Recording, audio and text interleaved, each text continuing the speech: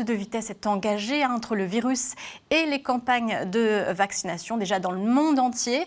Mais les économistes constatent que les difficultés d'accès aux vaccins créent des inégalités dans la reprise des économies et des inégalités de croissance entre ceux qui sont plutôt bien vaccinés et puis les économies émergentes qui n'ont pas les mêmes moyens. D'après le FMI, alors que les populations des économies avancées sont vaccinées à 40%, les marchés émergents, eux, n'affichent un taux de vaccination que de 11%. Et selon cette même institution qui a ajusté ses prévisions de croissance à la baisse, l'Inde va être de tous les pays émergents le pays le plus touché. La croissance attendue de 9,5% sera plutôt autour de 6,5%. La Chine également devrait perdre 0,3 points de croissance avec une croissance attendue à 8,1% et une croissance au niveau mondial toujours attendue au-dessus des 6% pour l'année 2021. Une baisse des demandeurs d'emploi pour le second trimestre après la légère hausse du début d'année. Le nombre de chômeurs de catégorie A a baissé de 50 000 personnes depuis le mois de mars, s'établissant à 3 750 000. C'est toujours plus qu'un an plus tôt. Le taux de chômage, toute catégorie, est lui revenu sous la barre des 6 millions de personnes. D'après le ministère du Travail, cette baisse a plus profité aux plus jeunes qu'aux plus âgés. L'INSEE prévoit toujours que le marché du travail retrouvera son niveau avant crise, avant la fin de l'année, et compte sur la création de près de 300 000 emplois nouveaux, avec un taux de chômage à 8,2% d'ici la fin de l'année.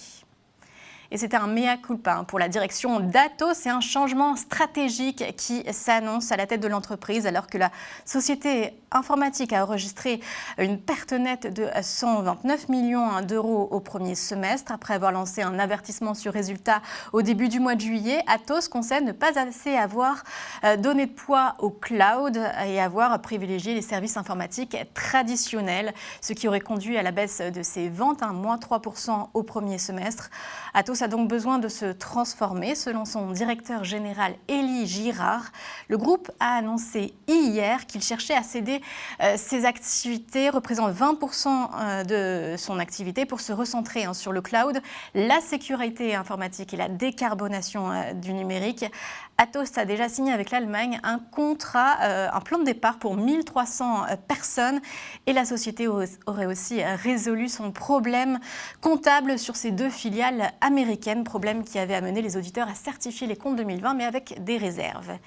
Et on fait un tour sur les marchés financiers. C'était un repli général hier sur les bourses mondiales. Le CAC perdait, lui, à 0,7% à 6 531 points, après pourtant 5 belles séances de hausse.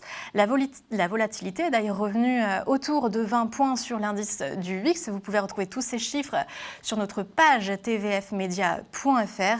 Petite baisse aussi du côté de Wall Street. On faisait face à quelques prises de bénéfices après la publication des géants de la tech, Apple, Microsoft ou Alphabet, moins 0,2% pour le Dow Jones, jusqu'à moins 1,2% sur le Nasdaq, qui a clôturé à 14 660 points.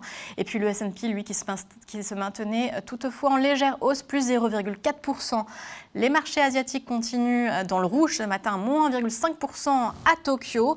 Et puis on suivra aussi les publications du jour. Il y en aura beaucoup sur le CAC 40, Carrefour notamment, Vivendi, Safran, ADP ou Téléperformance.